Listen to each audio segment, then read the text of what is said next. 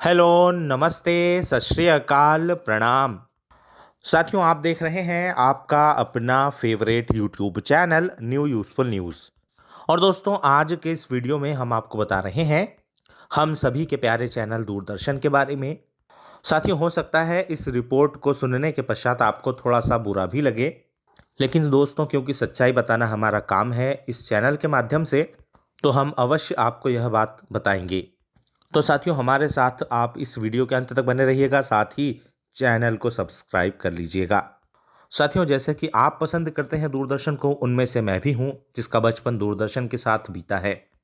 दूरदर्शन पर हमने शक्तिमान देखकर अपना बचपन बिताया है। हाँ, हमने रामायण महाभारत जो है जब पहली बार प्रसारित हुआ उस समय नहीं देखा, लेकिन हमने शक्तिमान देखा है। हमने एंटीना भी घुमाया है दोस्तों, तो क्या आपने भी ये किया है? तो अब बताते हैं आपको इस रिपोर्ट के बारे में। तो साथियों, दूरदर्शन के चैनल्स देखने वाले दर्शकों की संख्या में पिछले कुछ वर्षों में उतार चढ़ाव देखने को मिला है। सितंबर 2024 तक यह संख्या 656.4 मिलियन पर आ गई है, जो 2022 में 724 मिलियन थी। यह आंकड़े एक संसदीय स्थायी समिति की रिपोर्ट में सामने आए हैं। दर्शकों के अनुभव को बेहतर बनाने और ब्रॉडकास्ट इंडस्ट्री में अपनी स्थिति को मजबूत करने के लिए उठाए गए कई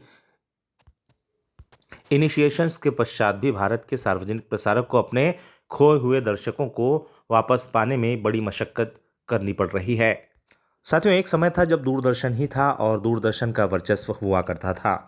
फिर धीरे धीरे दूरदर्शन ने अपने कार्यक्रमों के स्तर में कुछ गिरावट ले आई, या कहें कि जो सरकारी कर्मचारी हैं उन्होंने अपने कार्य पर विशेष ध्यान नहीं दिया, या फिर सरकारों का भी इस पर दोष हो सकता है दोस्तों कि उन्होंने स्टाफ पर भी ध्यान नहीं दिया। तो 2021 में दूरदर्शन की दर्शक संख्या 680 मिलियन थी, जो 2022 में बढ़कर 724 मिलियन हो गई। हालांकि 2024 में इसमें गिरावट दर्ज की गई। 18 दिसंबर 2024 को जारी संचार एवं सूचना प्रौद्योगिकी पर संसदीय स्थायी समिति की रिपोर्ट में यह खुलासा किया गया। तो डेटा में न केवल दूरदर्शन के दर्शकों की संख्या में गिरावट, बल्कि प्रसारक के भीतर रिक्त पदों में तेज वृद्धि को भी दर्शाया गया है, अर्थात दूरदर्शन में स्टाफ की भारी कमी है। संसदीय रिपोर्ट के अनुसार वित्त वर्ष 2023 में रिक्त पदों की संख्या 12,420 से बढ़कर वित्त वर्ष 24 में 13,708 हो गई है, जो नेटवर्क को पुनर्जीवित करने के प्रयासों के बीच स्टाफिंग चुनौतियों को रेखांकित करता है। सूचना प्रसारण मंत्रालय ने बताया कि दूरदर्शन के पास 35 satellite TV channel, 7 Akhil Bharatiya channel और 28 क्षेत्रीय चैनल हैं। मंत्रालय ने कहा कि डीडी ने प्रोग्रामिंग परिदृश्य को जीवंत रखने के लिए निरंतर योजनाबद्ध प्रयास किए हैं। इन प्रयासों में दर्शकों के अनुभव को समृद्ध करने और प्रसारण क्षेत्र में चैनल की स्थिति को ऊपर उठाने के लिए कई कार्य सम्मिलित हैं। 2022 में प्रसार भारती ने ब्रॉडकास्ट ऑडियंस रिसर्च काउंसिल के अनुसार बताया कि 2022 के लिए सब्सक्राइब किए गए दूरदर्शन चैनलों का दर्शक डेटा 724.3 मिलियन था।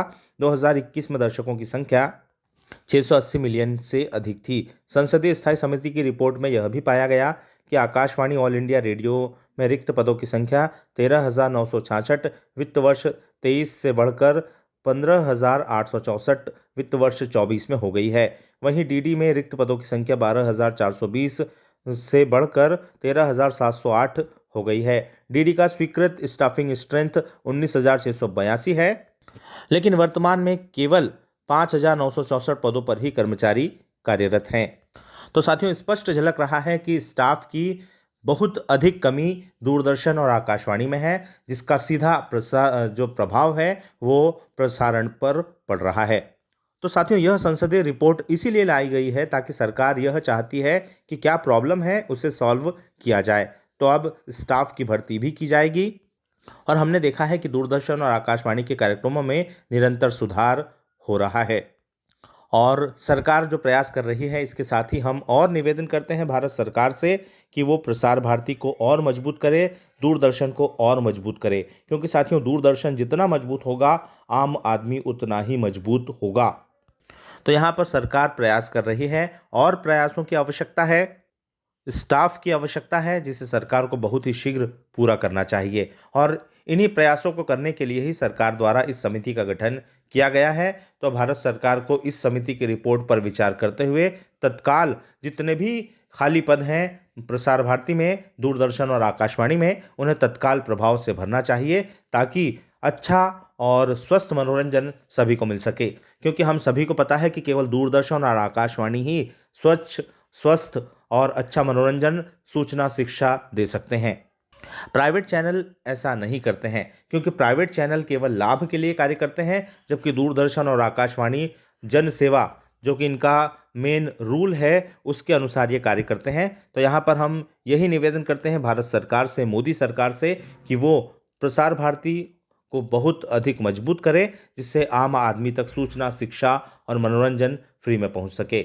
वहीं डीडी फ्री डिश के प्रयास भी सराहनीय हैं। डीडी फ्री डिश लोगों को फ्री में दी जा रही है, लेकिन दूरदर्शन को और मजबूत किया जाना बहुत आवश्यक है। वैसे तो ये जो गिरावट आती रहती है और फिर बढ़ जाते हैं, 2024 से कार्यक्रमों में काफ़ी सुधार किए गए हैं, तो इसका प्रभाव अब आने वाले समय में दिखेगा।